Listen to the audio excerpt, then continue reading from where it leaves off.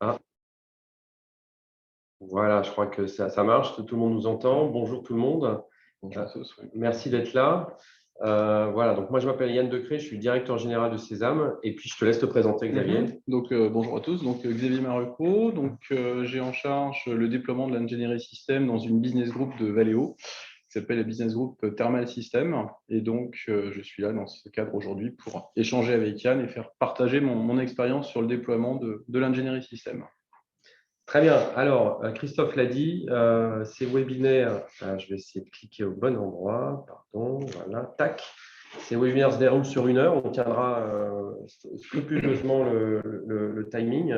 Je vais d'abord donner un point de vue qui vient de l'expérience de Sésame sur à peu près 20 minutes, et puis après, Xavier oui, témoignera de son expérience industrielle chez Valeo.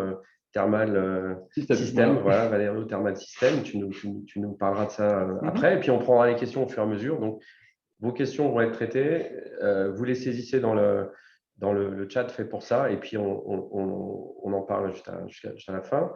Merci beaucoup à tous d'être là. Je vois qu'il y a des nouveaux connectés au fur et à mesure.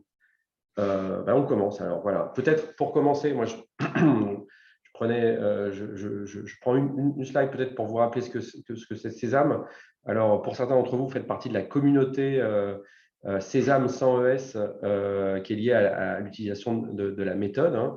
En fait, Sésame, c'est aussi un cabinet d'architecture, de conseil d'architecture qui est spécialisé dans l'architecture et la maîtrise des systèmes complexes, avec 4 caractéristiques. On a une origine académique, hein. Notre fondateur, Daniel Krob, a bossé dans divers directions de recherche pour pousser ces méthodes systémiques, hein, et d'architecture système, et faire référence en France en la matière, notamment à la fin en dirigeant la chaire d'ingénierie des systèmes complexes de l'IX, ce qui nous a permis d'être incubés dans cette école-là au départ. Maintenant, on en est complètement indépendant.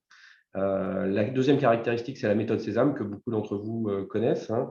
Une méthode pragmatique et collaborative pour résoudre les problèmes d'ingénierie complexe dans les projets. Il y a maintenant 11 000 ingénieurs qui utilisent cette méthode. Ça grandit rapidement, principalement en France et maintenant aussi à l'international. Sur certains continents, on vient notamment de se développer, commencer à se développer en Asie. Et on a formé 8 000 ingénieurs environ à cette méthode. Voilà, Sésame, c'est aussi une équipe d'architectes, hein, à votre service. Voilà, on recrute systématiquement des gens qui ont une expérience opérationnelle sur le terrain, pas des consultants qui font des slides, mais des gens opérationnels. Et voilà, c'est comme ça qu'est formé notre ADM. Et puis la dernière chose, c'est qu'on est concentré sur les gains opérationnels. On essaye auprès de nos clients de trouver des gains, de mesurer ces gains, et puis petit à petit d'en faire des références qu'on peut partager. On va en partager certains aujourd'hui. On est présent maintenant dans la plupart des secteurs industriels présents en France, et on continue un petit peu de se développer sur des nouveaux secteurs. Par exemple, la santé, on est encore peu présent. Voilà, alors aujourd'hui, le sujet, c'est le positionnement des architectes dans une équipe projet qui est en charge de développer un produit, on pourrait dire. Nous, on dirait un système. Alors, peut-être pour certains, ça va être évident, mais en une seconde, qu'est-ce que c'est, ou en quelques secondes, qu'est-ce que c'est un système au sens de l'ingénierie système? Voilà, on parle d'un système comme d'un ensemble de composants qui sont interconnectés et puis qui sont regroupés ensemble pour atteindre une mission commune, voilà, délivrer des services tous ensemble. Voilà. Donc, on pense tout de suite, quand on parle de ces composants, à des composants technologiques, hein, quelque chose avec voilà, régi par des lois physiques, des pièces, du hardware. En fait, ça peut être aussi des composants logiciels, ça peut même être des composants humains. Tout ça regroupé pour délivrer des services au global et former ce fameux système. En fait, tout est système, hein. Une, un système de climatisation dans une voiture, c'est un système. Une fusée, c'est un système. Une centrale nucléaire, comme sur cet exemple, c'est un système. Une entreprise, on pourrait le considérer également comme ça. Même le corps humain, on ne s'y reste pas pour l'instant, mais on pourrait le considérer comme ça. Alors, à l'écran, il y a l'exemple d'une tranche nucléaire. Au sein d'une tranche nucléaire, on voit que la chaudière, par exemple, c'est elle est intégrée, c'est un sous-système de l'eau nucléaire et la chaudière elle-même, elle a des sous-systèmes, la cuve, le générateur de vapeur, etc. En fait, on est tous sur système et sous-système d'autres systèmes. Voilà. Et il suffit de trouver le bon périmètre, celui du produit qu'on veut concevoir et mettre en œuvre. L'ingénierie système, ça s'applique parmi ces systèmes à ceux qui sont complexes, c'est-à-dire qu'ils ont des interfaces qui sont difficiles à maîtriser et nombreuses avec leur environnement, le sursystème dans lequel ils s'intègrent, et puis eux-mêmes entre leurs composants. Voilà. On est là dans ces situations de complexité pour tirer au maximum bénéfices, et on va voir ce que c'est ces bénéfices. Avant, les symptômes de la complexité, puisque je disais que l'ingénierie et l'architecture système, on est là pour maîtriser la complexité. C'est quoi les symptômes? Du point de vue du produit, hein, l'ouvrage qu'on est en train de concevoir, qu'est-ce qu'on peut constater quand ça devient complexe? Des effets dominos, au fait, où on maîtrise mal, on n'est pas robuste au fait qu'on fait un changement dans un des composants. Et puis, en fait, sans le savoir, on constate que au final, ça va entraîner des conséquences sur d'autres composants. Ça va se propager et de manière non maîtrisée. Donc, on n'a plus la robustesse attendue au global. Un autre exemple, ça pourrait être l'émergence de propriétés dont on n'avait pas connaissance et qui n'étaient pas voulues. Voilà, en intégrant plusieurs systèmes, plusieurs composants, ces propriétés vont émerger et elles peuvent être en plus ou en moins par rapport à celles qu'on attendait. On ne maîtrise pas, en fait, ça veut dire qu'on ne maîtrise pas l'intégration globale. Et bien sûr, ça pose problème. Ouais. On pourrait aussi regarder ces symptômes du côté du projet, du fonctionnement de l'équipe projet. Ces symptômes, souvent, dans l'équipe projet, ça va être qu'on a l'impression qu'on fonctionne de manière très silotée. En fait, chacun est sur son truc, sur son rail, sur son composant. Et en fait, on n'a pas une cohérence d'ensemble, ou en tout cas, on ne l'atteint pas parce que, par exemple, on n'a pas fonctionné de manière suffisamment collective, suffisamment collaborative, tous ensemble. Voilà. Une autre manière de le dire, c'est qu'on perd de vue la mission d'ensemble, la mission du produit dans sa globalité, sa valeur également, là où c'est important, là où c'est les moins, et on va chercher plutôt des optimums locaux et pas optimisés au global. Voilà. Ça, c'est les symptômes. L'architecture, du coup, c'est là pour ça. Puis l'architecte dans l'équipe projet, on va y venir juste ensuite, lui, il met en œuvre cette architecture. Juste pour rappel, l'architecture, c'est savoir finalement appliquer une démarche qui va connecter le besoin et la solution de manière la plus efficiente possible, en collant le plus possible aux performances attendues pour les services à rendre, et on va dire avec le moins d'efforts, de coûts, de non-qualité concernant l'objet qui va délivrer ces services-là. Alors pour ça, on serait de manière itérative, on va se poser 3 questions qu'on va résoudre au fur et à mesure. La question du pourquoi, quels services sont à rendre par le système à son environnement. La question du quoi, c'est quoi les comportements du système, ses fonctions. Puis ces fonctions, après, il va falloir les allouer en répondant à la question du comment, les allouer à des composants, des ressources concrètes. Là, on rentre vraiment dans ce qu'on peut toucher, développer, qui sont les composants à utiliser pour implémenter ces fonctions qui elles-mêmes vont permettre de réaliser les services. Voilà. L'architecture est là pour rendre tout ça le plus efficient, le plus performant en termes d'intégration, en maîtrisant les interfaces et en maîtrisant, en maximisant le service rendu. Voilà.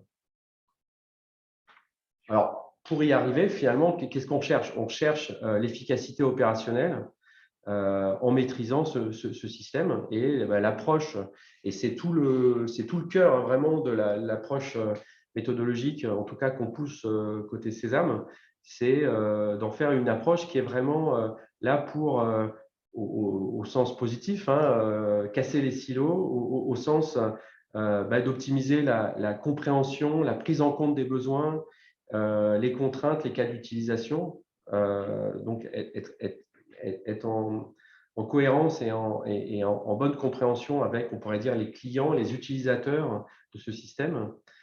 Structurer le produit fonctionnellement, techniquement, j'en ai parlé déjà tout à l'heure, hein, mais de manière la plus frugale, la plus évolutive, la plus maîtrisée possible. Être capable de faire des analyses d'impact, parce qu'il y aura des évolutions et chaque évolution, elle peut, par exemple, causer les effets dominos dont je parlais tout à l'heure. Donc, maîtriser ces impacts, c'est essentiel, c'est l'apport de l'architecture.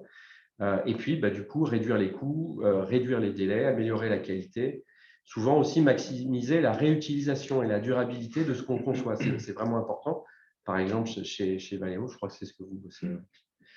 Derrière, c'est quoi? C'est pas des documents. Derrière, c'est de la valeur pour le projet. Et c'est ça qu'il faut démontrer tous les jours sur le terrain. Voilà. On a coaché environ maintenant à peu près 1 millier, enfin coaché ou participé à 1 millier de projets. En moyenne, les gains qu'on va mesurer, on essaye la plupart du temps de les mesurer et on en fait des moyennes.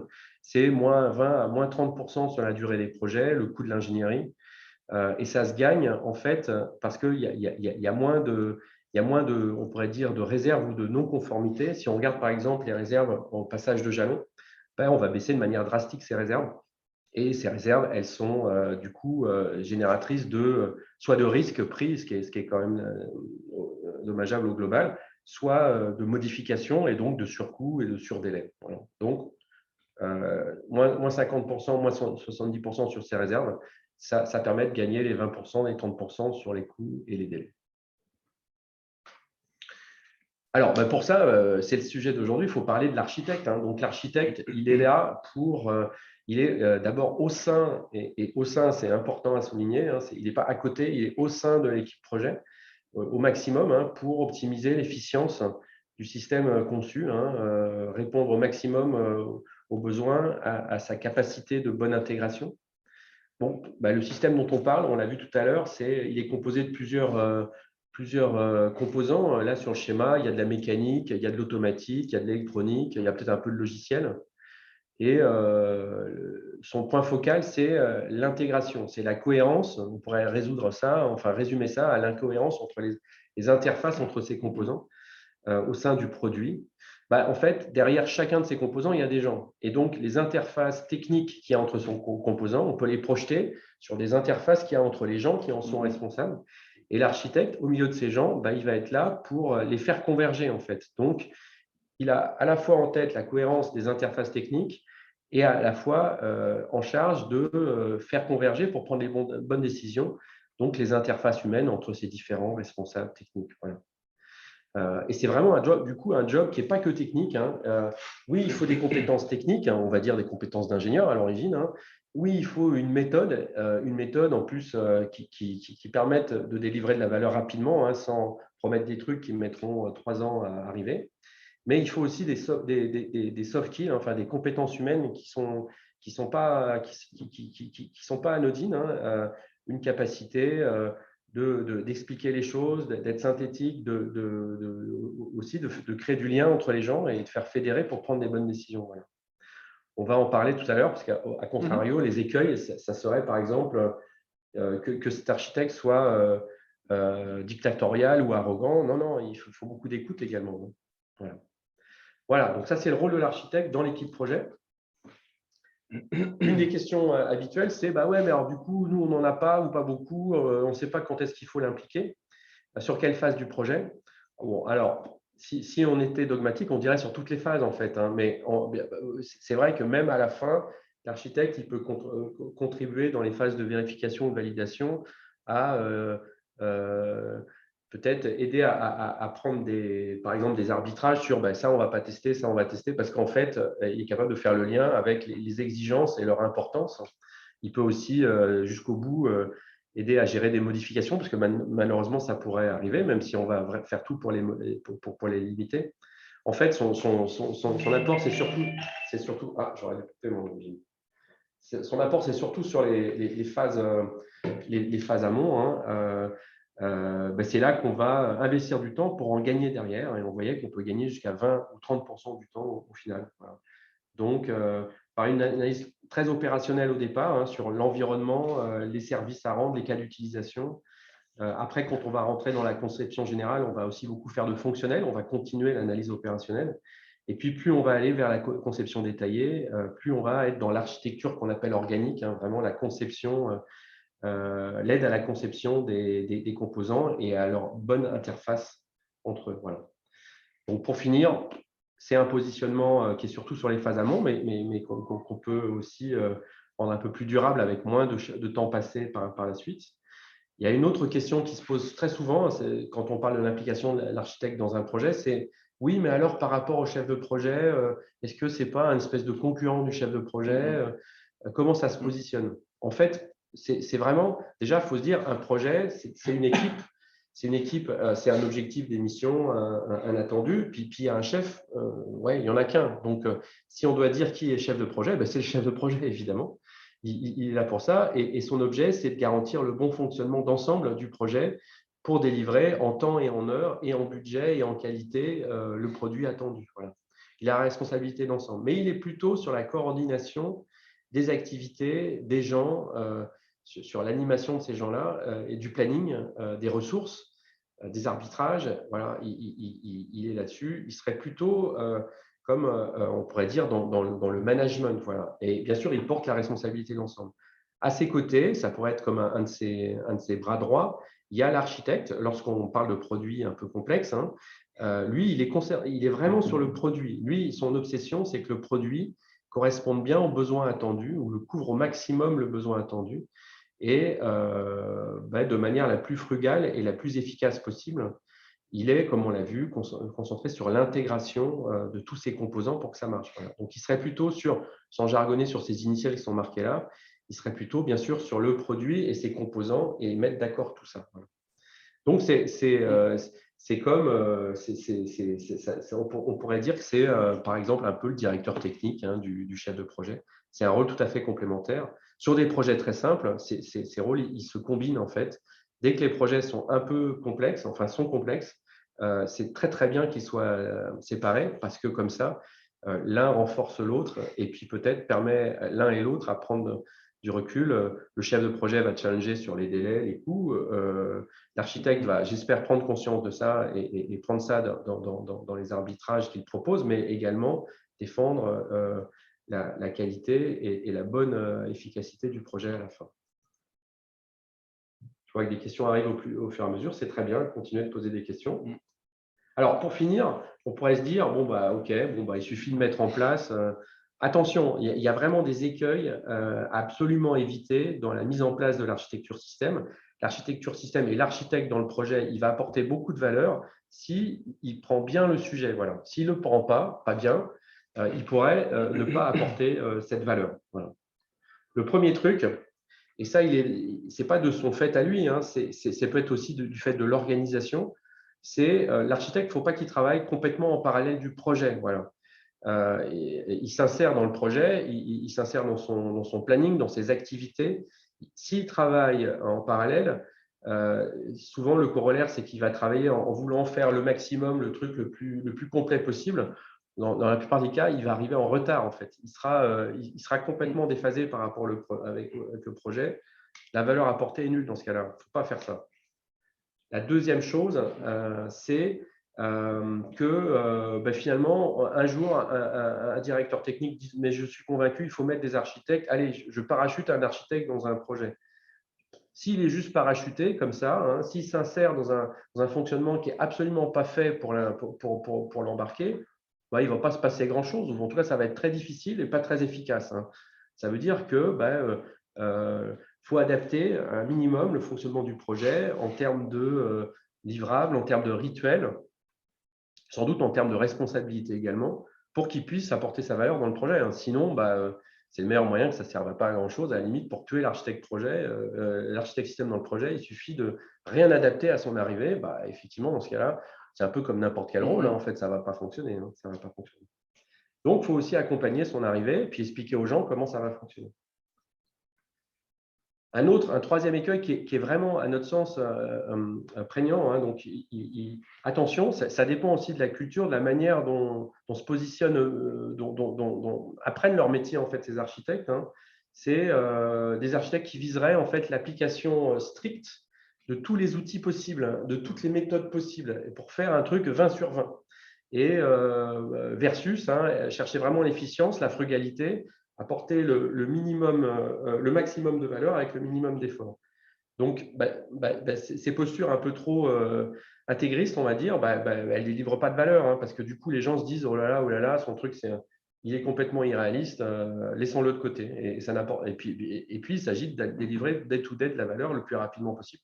Donc, voilà, ces postures un peu méthodistes, elles n'apportent pas la valeur. C'est un écueil qu'il faut éviter. Le quatrième point, c'est l'architecte qui veut en imposer, voilà, qui dit « Attendez les gars, je vais vous expliquer, vous n'avez rien compris, c'est moi qui vais arbitrer, je vais vous dire ce qu'il faut faire, etc. etc. » Non, ce n'est pas du tout la bonne posture, évidemment. Il doit se positionner en animation collaborative, il doit faire émerger des décisions, il doit apporter du rationnel pour qu'on prenne les bonnes décisions, au global et pas localement. OK, au final, ce n'est pas lui qui décide, c'est l'équipe qui décide, voire les parties prenantes externes avec les clients animés par le chef de projet. Mais c'est vraiment important, en tout cas, qu'il se positionne en animation et pas en dictateur. Ça ne marche pas. Sinon. Voilà. Et puis, le dernier point qui est essentiel, ça ne s'improvise pas d'être architecte au sein de l'équipe projet. On ne peut pas prendre le mec qui passe ou qui est disponible et puis lui dire « Tiens, vas-y, hop, maintenant, tu es l'architecte ». Ça ne marche pas. Voilà, le risque, ça serait de positionner un architecte sans expérience, au sens expérience, avoir du vécu. Ce n'est pas seulement l'expérience des méthodes, mais il faut peut-être avoir vécu avant d'autres rôles dans l'équipe projet, avant de s'improviser architecte, certainement. Bien sûr, il lui faut une méthode pragmatique, surtout pas théorique, mais pragmatique. Et puis, un peu de bouteille et de compétences, de savoir-faire. Et à ce moment-là, ça marche.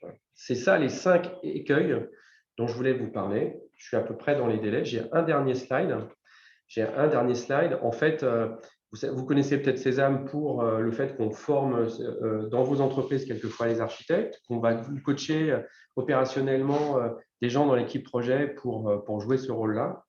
Éventuellement, vous conseiller à transformer votre organisation pour améliorer une direction technique, la production de ces conceptions grâce en particulier aux démarches système. Depuis peu, on s'est rendu compte que maintenant, il ne s'agissait plus de convaincre les gens, mais vraiment de les aider à déployer plus vite. Voilà. Et former, ça peut prendre un peu de temps.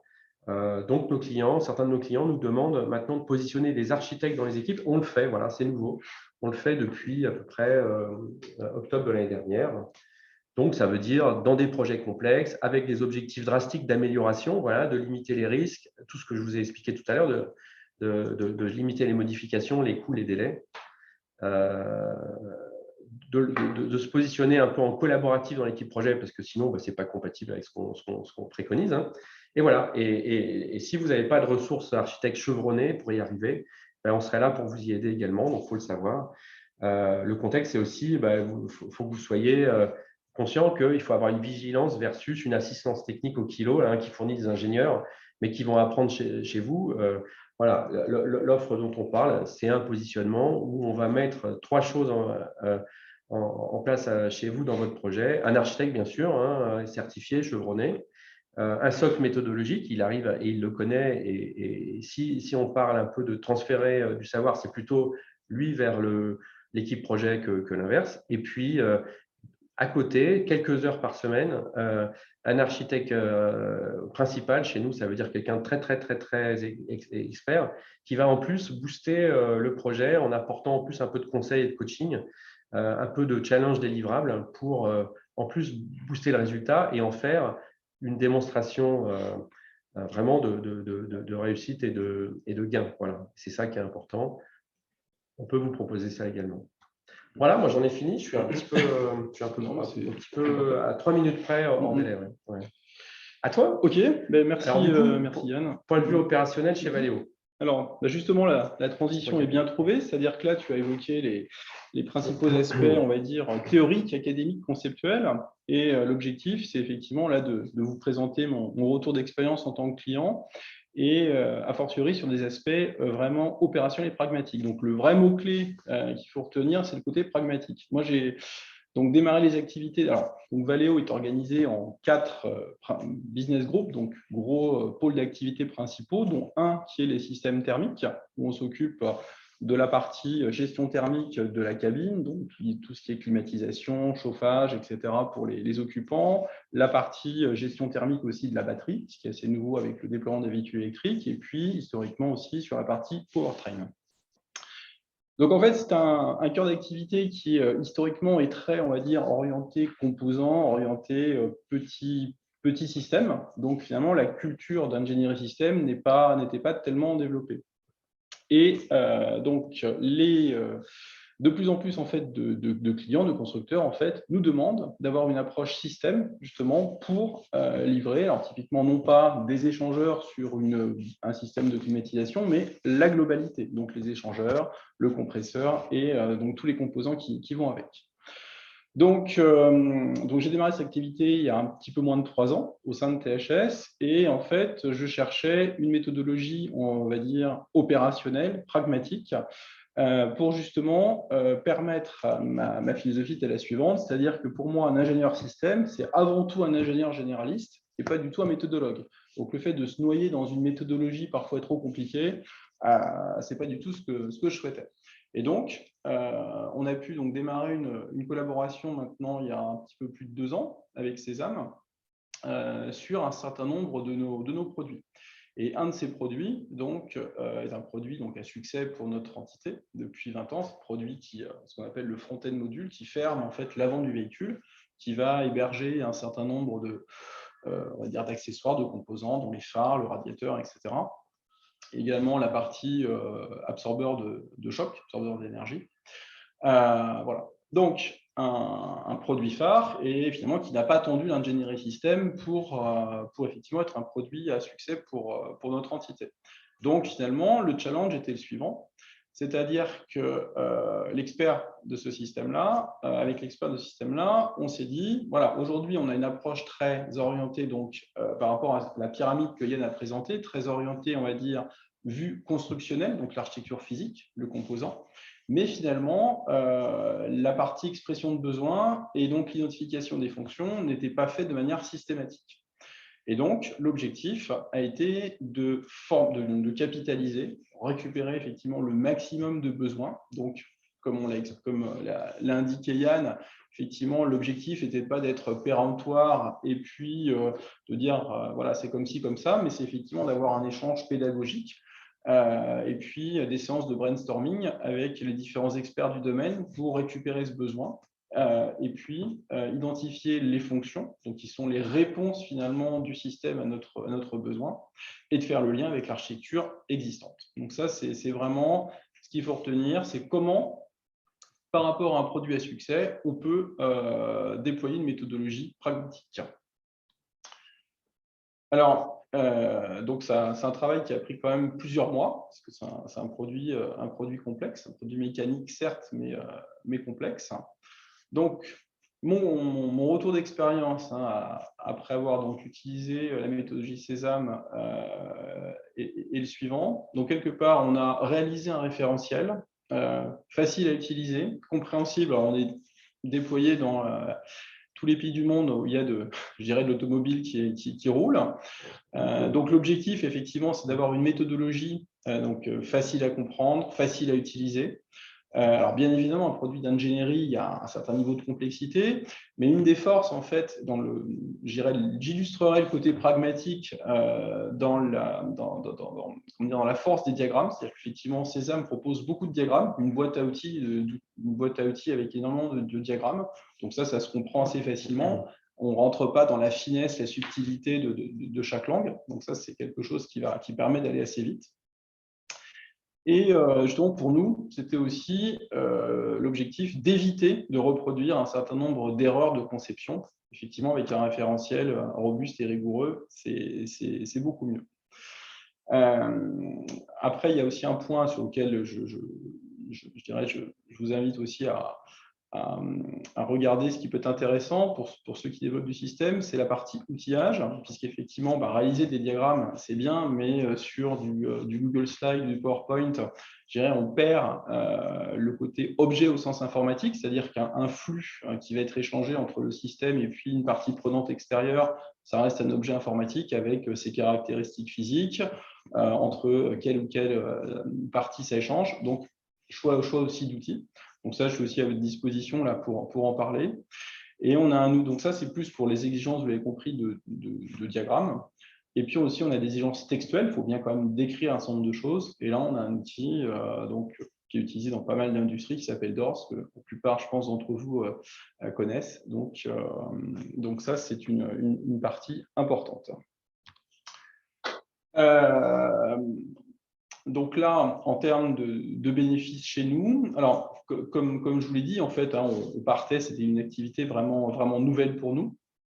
L'objectif, c'est de pouvoir à terme donc former de nouveaux ingénieurs sur nos différents produits, donc en particulier ce produit-là, relativement efficacement pour que ça soit développé de manière la plus robuste possible. Donc, très concrètement et de manière quantitative, finalement, à partir, vous l'avez compris, d'un produit qui était essentiellement, livraison d'un produit qui était basé sur la conception purement technique, on a quand même réussi à identifier donc 42 besoins et à peu près donc 170 fonctions grâce au déploiement de la méthodologie. Donc, effectivement, le challenge était, comme je vous l'ai dit, un produit qui effectivement était à succès, donc qui marchait plutôt bien. Et grâce à le déploiement de la méthodologie, outre le fait d'avoir réalisé un référentiel structuré, on est passé de 90 à 98% de taux de couverture. Donc, effectivement, il manquait des petits éléments de besoin. Et ça, c'était quelque chose qui a été effectivement bien apprécié par l'équipe métier sur ce produit. Donc, je terminerai justement, mon principal retour d'expérience, c'est une méthodologie vraiment pragmatique, opérationnelle, qu'aujourd'hui je suis en train de déployer donc, en interne de notre entité, qui est partagée et qui est, je dirais, il y a encore un certain temps, l'ingénierie système faisait un petit peu peur aux gens, c'est-à-dire effectivement il y avait d'un côté une certaine complexité et de l'autre côté, ça pouvait donner effectivement l'impression d'être des académiques qui viennent empêcher de travailler. Mais justement, en étant avec ces fameuses soft skills dont parlait Yann, en étant pédagogue et justement en laissant les gens travailler et en étant un peu une sorte d'ossature de canevas pour dire voilà, il y a un certain nombre d'axes principaux de support à utiliser, tout en les laissant travailler, une méthodologie, on va dire, smart, et bien effectivement, c'était une bonne réussite. Et donc, aujourd'hui, on développe ça sur un certain nombre d'autres projets en interne de notre activité. Voilà un peu ce retour rapide que je voulais faire. Super. Bon, j'espère que ça a été clair. Christophe, est-ce que tu peux nous animer un peu les questions ?